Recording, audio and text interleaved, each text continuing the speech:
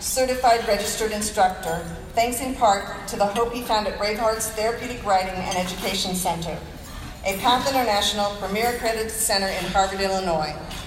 And I understand there might have been some special Mustangs along the way. Please welcome Mitchell Reno.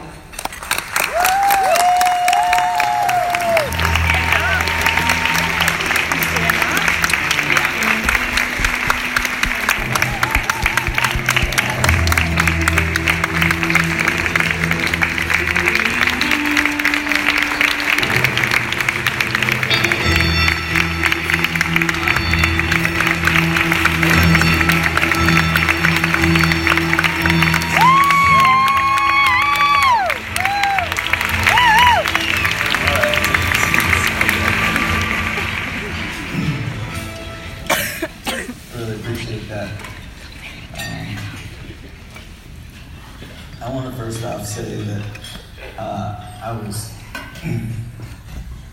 really grateful for the opportunity to come and speak today at the National Convention 2018.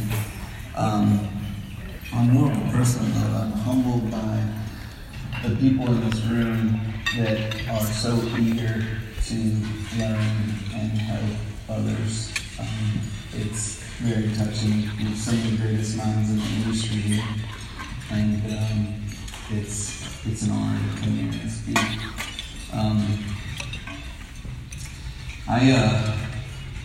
I guess it all started in 2000. I was a restless young man, 17.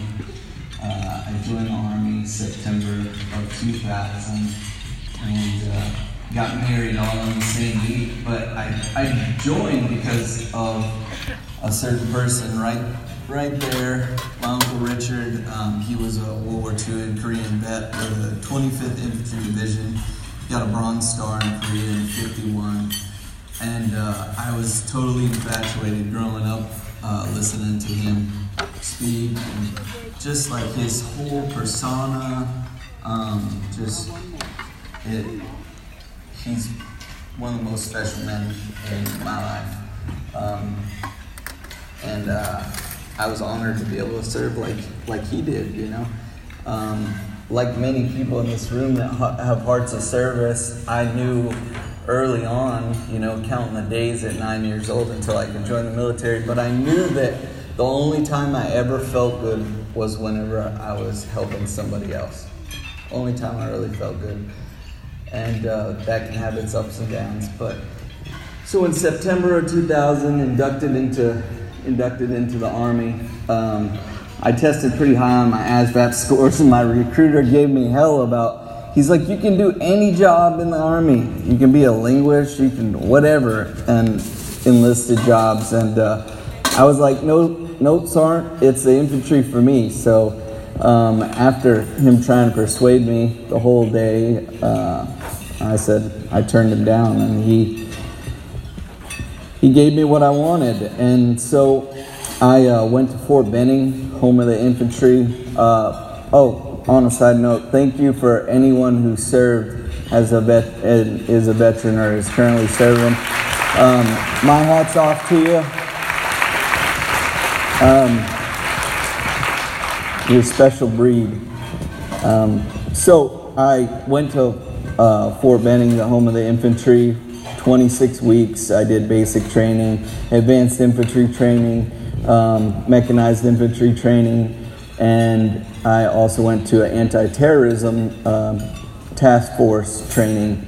And I guess it didn't dawn on me that that's who we would be fighting wars with, was terrorists. And anyways, I got sent to Fort Hood for my first duty station, and there I went to places like NTC, which is the National Training Center in Fort Irwin, California, which is hot as hell in the Mojave Desert, and we learned desert warfare there. And I also went to JRTC, which is Joint Readiness Training Center, which is like swamp, wetlands, and woodlands training. So at all these places, we just basically play war. That's what we do. And see how the logistics of it all works. And, you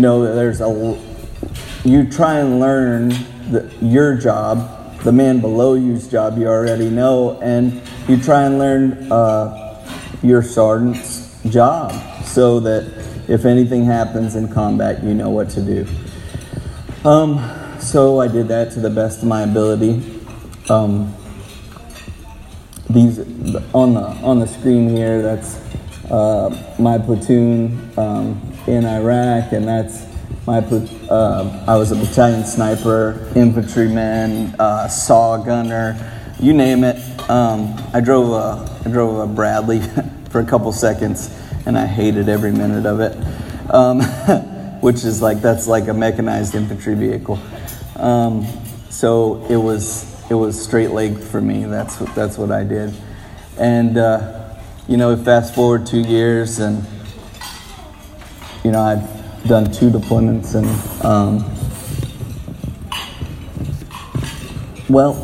that's that.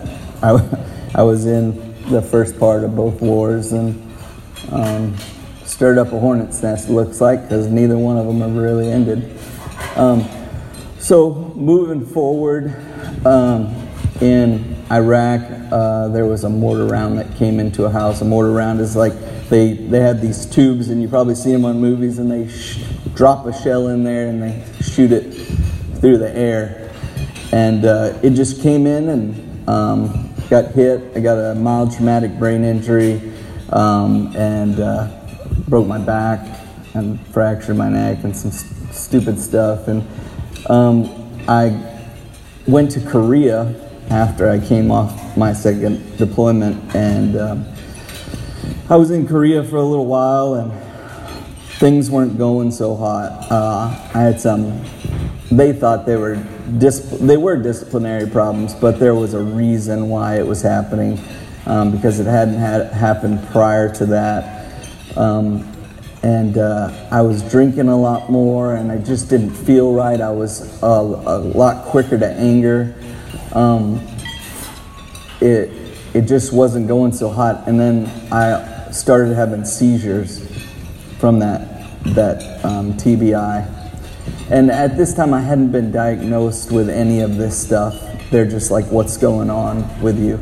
So I'm in the hospital, and they're like, I'm going crazy. I had a couple flashbacks. I got drunk, told a lieutenant to go, and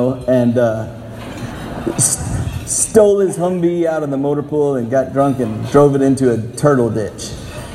And so it was things like that, I just wasn't right, and I had exemplary, I was a good soldier before that.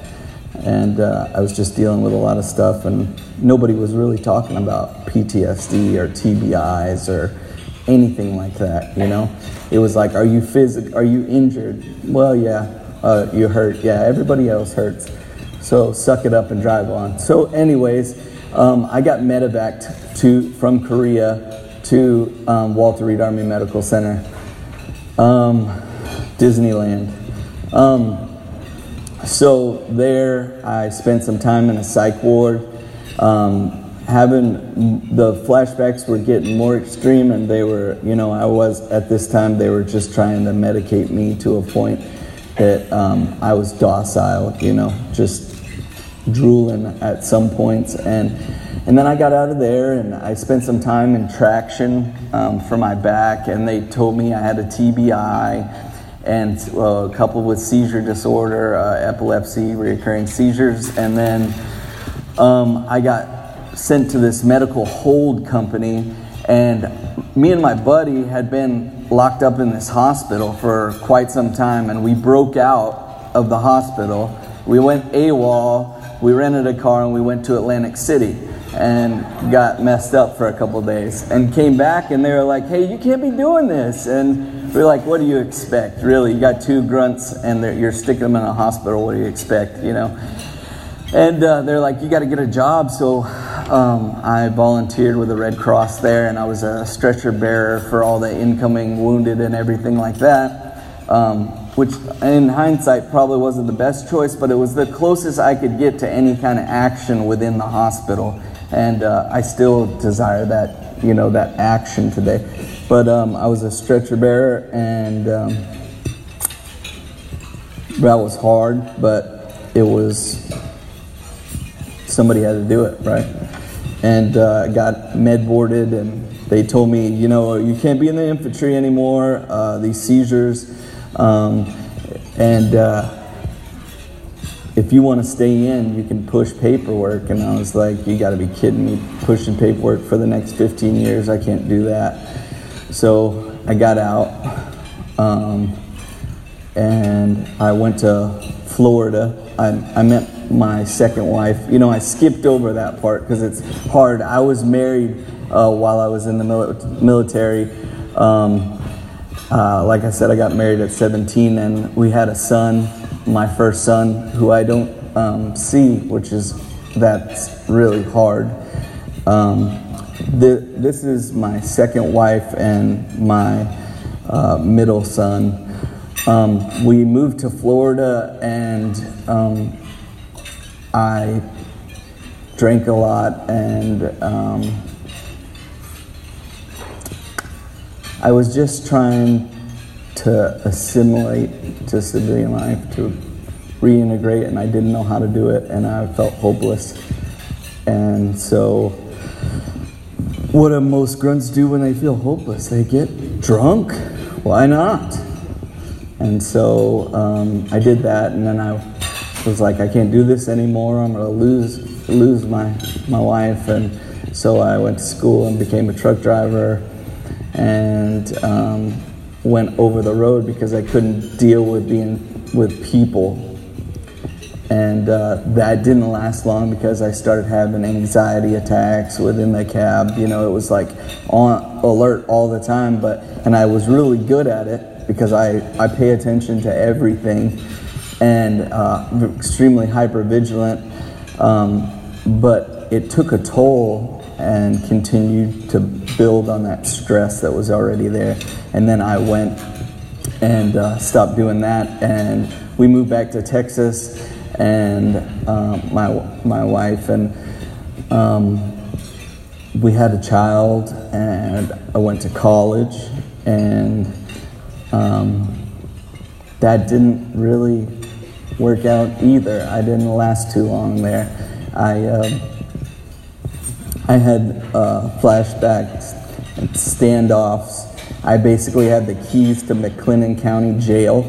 They would pick me up for disorderly conduct or public intoxication or running from the cops, and they would put me in jail and hold me there for like 8 to 12 hours and then let me out. And that's kind of how that was, and they told me, thank you for your service. Hope we don't see you again. Oh, Mr. Reno, you're back. And that went on for 7 years. Anyways, I continued to go to college. I had that flashback, and I was in a standoff, like I said, and with the police, and then I attempted suicide and actually died. I went into cardiac arrest. So they paddled me, and I woke up in the hospital, and my young wife with my new child. I mean, who does this shit when you have a new baby and a new wife, and you have a house, and you have car, and you have college, and I mean, it is too much. It is too much, and it was too much for me. And so she had taken a picture and said, hey, if you ever do this again, you'll never see your kid. And then, so we were really on the rocks at that point, and then I went and did a treatment, and we ended up getting divorced. I went and did my first hospitalization with a program, which was EMDR, eye movement desensitization and rapid reprocessing. And I got kicked out of there for fighting. So that, you know, I seemed to like create the chaos even if it wasn't there. It manifested in myself, and I have to take responsibility for that, but it's good to know where it came from. I went back home and got divorced and kept going to college, and I was drinking in college while we were actually sitting in a room one time in music appreciation. I fell down the stairs and landed right in front of the piano teacher. She was playing the piano.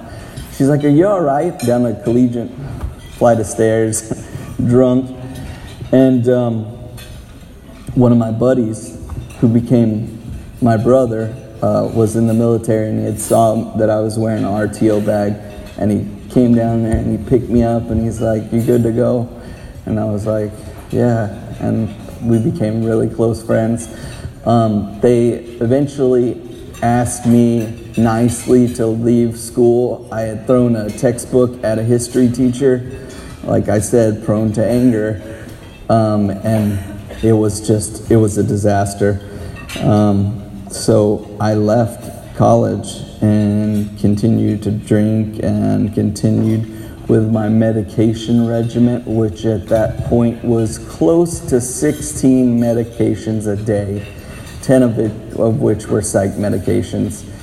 And the other ones were pain medication and things like that, hypertension, all this stuff. So during this time, I'm experiencing, you know, anger, loss, shame, guilt, and remorse. I'm extremely hypervigilant. I basically had my house set up so that I had full view of everything that was going on. I had wrecked a couple of cars at that point with excessive driving. And because I was searching for that rush, I was addicted to adrenaline. Like many guys that you will encounter in your work, they're addicted to adrenaline. It is the best high you could ever feel. And it's rough. It plays a toll on your nervous system, that adrenaline constantly pumping through your veins. So I end up wrecking some cars, and we moved to Dallas because my second wife, and that's not my second wife, that's my third wife. So yeah, we end up moving to Dallas, and we're still close, you know. She had to get out so she could deal with my shit, you know. That I guess that's the best way to put it. And we continued a relationship, and I held my shit together for 3 days a week while I had my kid. Anyways, we moved to Dallas, and fast forward a couple of years, she's going to SMU, and I'm doing nothing except drinking and popping pills and going crazy. You know, I stayed on my medication regimen. I took it when they said to take it, you know, with a half gallon of vodka or whiskey or whatever, you know, nothing too bad. Because I really, what could kill me, and I was searching for, you know, at that point, just relief from death, you know, but I just I couldn't because of that kid right there, that old boy. And so I go up, and I'm in Dallas, and I meet this lady, and she is an Army veteran herself, and we had a lot of things in common, and we both loved family, and all the things that I truly felt inside, I bore to her. I told her, you know, the deepest things about what I want out of life and what I love out of life. And then, just like all the rest of them, I got too close. I let them get too close, and then I dropped the hammer, and there's that brick wall. And because I couldn't deal with that, with the internal dialogue going on. So we ended up getting married, and she has a son who's my son now, and I have my son. And, you know, we're trying to work through stuff, but I continue to mess up, and I'm drinking, and I'm driving, and I've been drinking and driving forever, and I'm having flashbacks, and I'm playing Russian roulette in our living room, and that wasn't working out so well. More hospitalizations come, and I ended up going to rehab, and 20 miles from rehab, I totaled my vehicle. And on a daily basis, that's a good picture for whenever I was drinking and stuff. And yeah, I totaled that, and I woke up in the hospital in San Angelo, and I'm like, oh, you know, this doctor's giving me all kinds of hell because I got cocaine, and I got marijuana, and I got benzodiazepines, and I got narcos, and I got a 0.26 blood alcohol level. And I'm like, why are you giving me read me the riot act? I'm in rehab. What's the deal? And he's like, you think you're in rehab? You're in a hospital in San Angelo.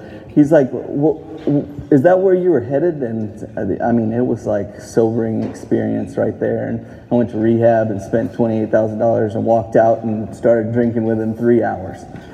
So that's how it went for me, because I couldn't deal with those feelings. I couldn't deal with the anxiety all the time, and a constant depression, the loss of my buddies, and things I didn't do, and things that I did do that I wasn't ordered to do in combat. That's the stuff that really gets you. So, moving forward, I totaled another car about 8 months later with my wife in it. And I could have killed us. And so I spent a month in the hospital, and it was the second time I collapsed my lung, and the second time I broke my sternum, and broke all my ribs, and blows to the head, continued, and broke both my scapulas in those car accidents, and it was terrible, and then, still to this day, I live with some of that. It's been quieted so much, but I still live with it. So I'm going through this whole process, and I go to Lovell, I get out of the hospital, I go to Lovell Federal Healthcare Center up in Great Lakes, Illinois, north of Chicago, and I'm going through this PTSD program. I'm doing EMTR, and at this point I had done cognitive behavioral therapy, cognitive processing therapy. I did an experimental treatment where they tapped on my hippocampus with a magnet that they use in the space shuttle. I did MRIs with images of dead Iraqi kids and Taliban and people holding hands, and like it was crazy stuff. I did exposure therapy, electroshock therapy. So I'm doing all this stuff, and EMDR, I look back now, and I guess that had kind of an effect on me, but it wasn't what worked. But I'm at Lovell, and so I go back home. I got kicked out of that program like 8 weeks in, and I go back home, and things are worse, and then I come back up, and I go through the program again, and I make it all the way through it. But whenever I come back up, though, mind you, the first time I went out to Bravehearts with a rec therapist, and there was my buddy Nick Montijo in the hospital with me, and he's like, hey, you gotta come check this place out. Everybody from Texas rides horses, right? And I'm like, well, that's not exactly true, but I'll go with you. Screw it. And so the second time that I was at Lovell, we went out, and I was looking forward to it. Like, I went home, and I remembered this experience that I had for 3 hours, and I rode a horse, and I felt good, and I had horses growing up as a kid, but I felt good about it.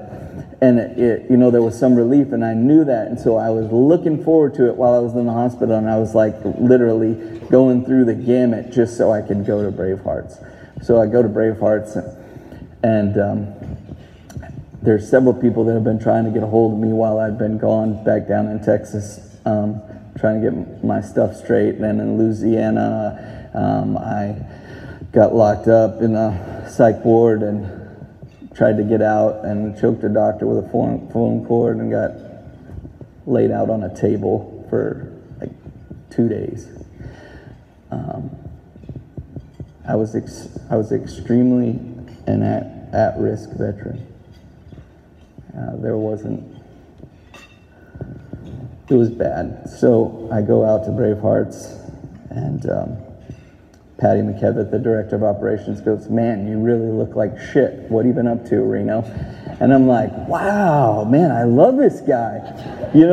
He's like being straight up with me, and not a day in the military, but he's Irish, so that he's got the spell over me, over everybody. He's got the gift of the gab, and he's straightforward, and he doesn't pull any shots, pull any punches. And he goes, "Hey man, you got to check this out. I got to show you something." So he shows me Mustangs. He showed me Booyah. And I swear to God, it was like a mirror looking at that horse. He was just like me. And I knew it at that instant. I really did know it. And it was like his eyes were steely eyes, like, don't mess with me. But he was shit scared inside. And I was like, hey, I know this guy. He had scars all over his body, which in my mind was like, yeah, I got some scars. I broke some shit, So it was like instant, like, I loved this horse. I loved everything about him, and I wanted to help him. And I wanted him to help me. Patty let me work this horse and mess around with a couple other Mustangs. And it was at that moment, that's where everything changed for me. That's where hope came in. This is enter hope. And that was a foreign feeling. That was something so deep down inside of me that even whenever I was driving and wrecking cars and almost killing me and my wife and all that, deep down, there was hope. And that was the only thing that was keeping me alive, but it was like a little sliver deep down inside of me. And whenever I got there, it just like yanked it out of me. That's what it was. So I end up going up there and getting out of the program, going back up there, going home to Texas. And then going back up there, and I was totally wasted and got lost in Chicago for 3 months. And I had a hotel that I paid for the whole month, freehand hotel, and I didn't know where it was. I found myself sleeping under bridges, and I had a hotel room, and just going to bar, to Walgreens, to whatever, to get wasted. And I'm drinking close to a gallon a day, and I'm just trying to get that last ride out of me. And so I go up there, and Patty's like, hey man, you can do this, but you can work Mustangs with me every day, but you got to give me 28 days. So I gave him 28 days, and I sobered up. And 3 days later, I was working Mustangs with Patty and Megan. And Megan, I was so at risk whenever he met me that day to tell me I could do it, but I had to go to a treatment program. Megan had the cops like down the street. So if that's what has to happen, you can do that. Because there's at-risk veterans, and you got to keep it safe, right? But that's funny as hell. She called the cops. And he didn't tell me till like way after. He's like, did you know Megan called the cops? And I was like, what?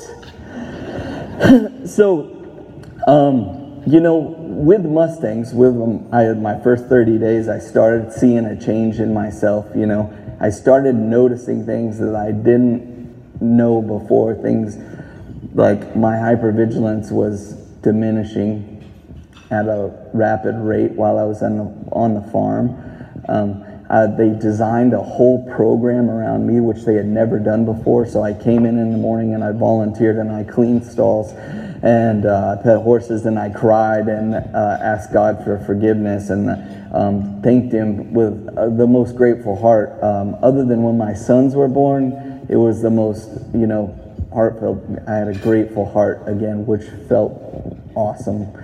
And so anyways, I'm working Mustangs and I'm riding 3-4 times a week. And, you know, they took a chance on me, just like they took a chance on that horse. He's a 20-year-old Mustang. Whenever they got him in the wilds of Montana, he'd only been there for a month whenever I saw him. So he got a little scars from fighting for his band of mares, fighting off predators, and just living out there fighting, you know, to stay alive. And that was something that I totally related to, fighting to stay alive. So things are changing in me and the way I perceive the world, and I'm flooded every day with, you know, I'm starting, the shame and guilt and remorse is starting to diminish, and the depression is virtually no longer existent, and the anxiety is non-existent, because the culture and the community at Bravehearts is the healthiest environment I have ever been in my life.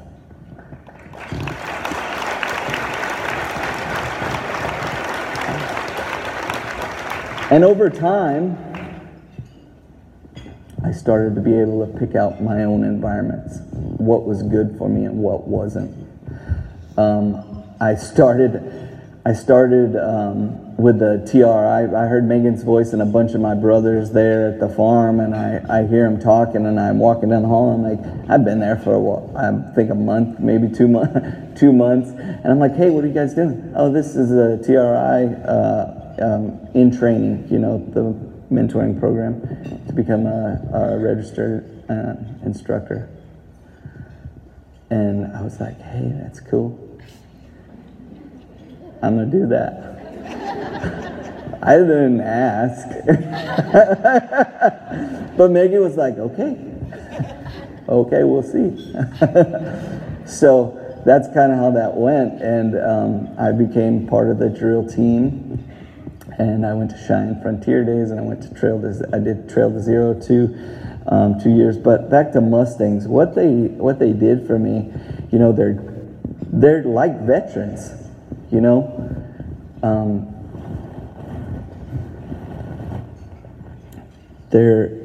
They can see through you. They go, what are your intentions?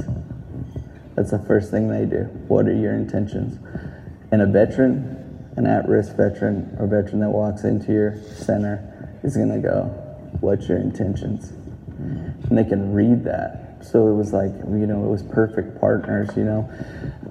The fear covered by extreme aggression. You know, you see that in Mustangs whenever you're first working them.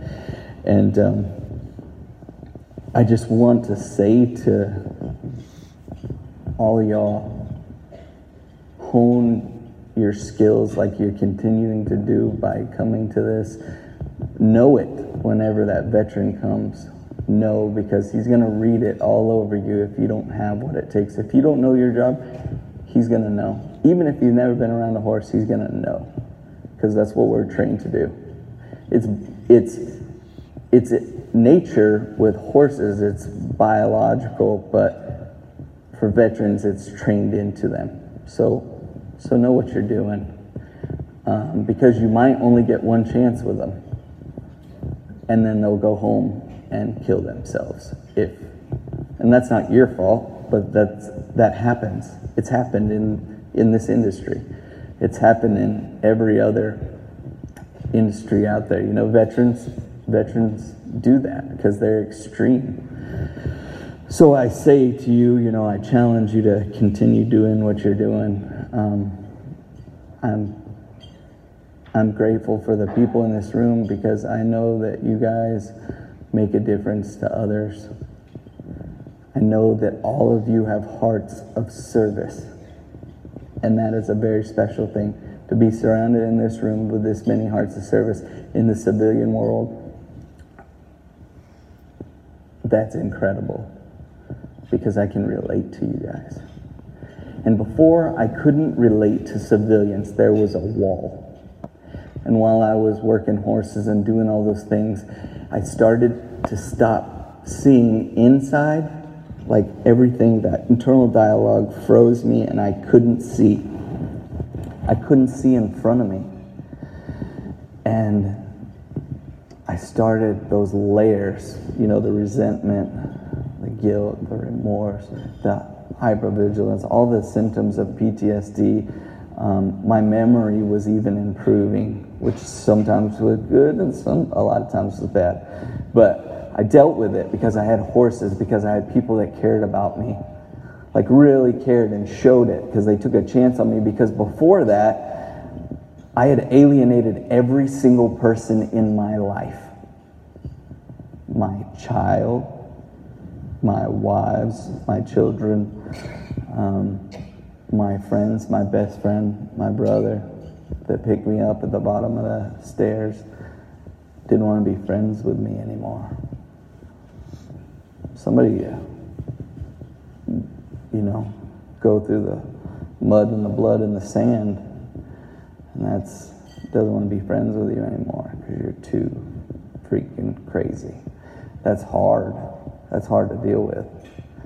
You know, a wife leaving you, that's part of the deal. You know, that's what is expected. So with all that being said, I started to see right in front of me. I started to see that you guys cared. I started to see that people took a chance on me. I started getting given responsibility and standards, and my moral compass wasn't spinning anymore. It was pointing north. And that was huge. That was huge. Those layers blocked me from God's gift of the people and the horses around me. I don't know that it was my fault that I saw that way. It was the trauma that built up. I couldn't see you guys with a heart of service. So I do these things. I got my brothers here, and that middle picture is Trail to Zero, and then that's a horse show, and that's just hanging out on the lawn, and that's another trail, both years of Trail to Zero pictures. Mitchell, Marshall, Bill, Megan, Mary's right there, Nick Montijo, Ryan Armand, and Jenny. That's my crew. That was my brothers and sisters, and we didn't hang around at the barn and talk about combat. We didn't have to. We had something to talk about, and it was a message of hope. That was always the underlying thing, and that, and some untactful jokes and stuff like that. Some rough talk. That's Times Square. They shut that. The New York Police Department shut it down, they said, over the mic, and they shut it down for us, which was special. 2 years in a row. They were great, NYPD mounted. And then DC, the police department's there. That was incredible, riding a Mustang that I had genoed, that I had a bunch of time on, through Times Square with a loping bridle on him. That was pretty crazy. It all came full circle. That's how it happened. So anyways, being an instructor, that was so fulfilling. That was my way to give back, but the Mustangs were mine.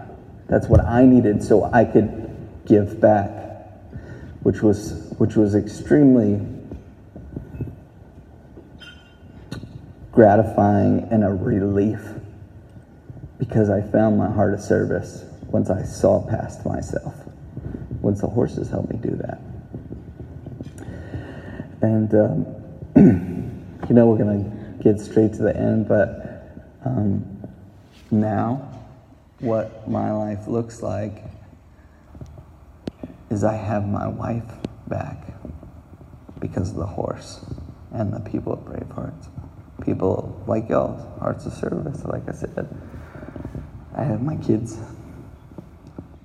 Just bought a house outside of Fort Worth, and I work horses behind my house, and train a lady's horse, and work with a guy that's got Parkinson's and severe scoliosis, and he hadn't touched his horse in 10 years.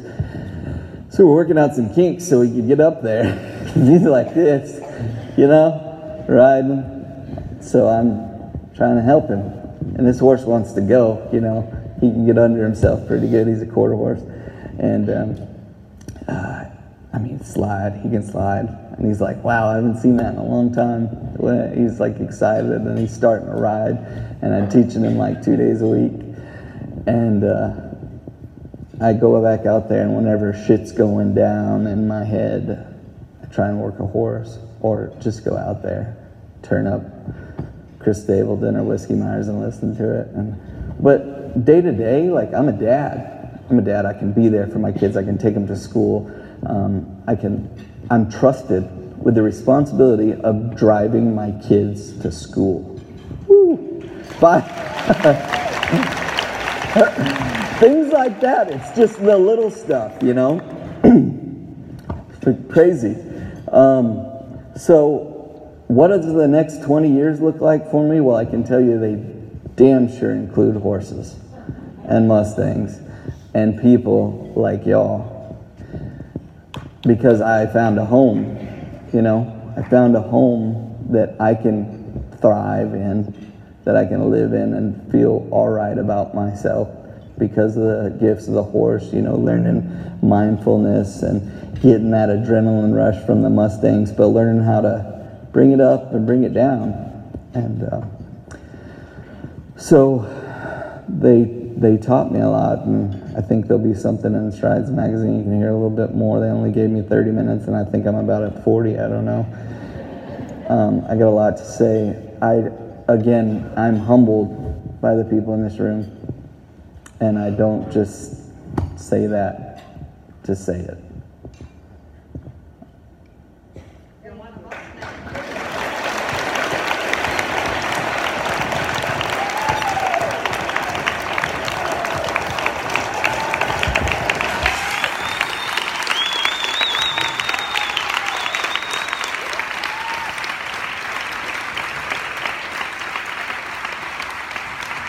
Thank you all.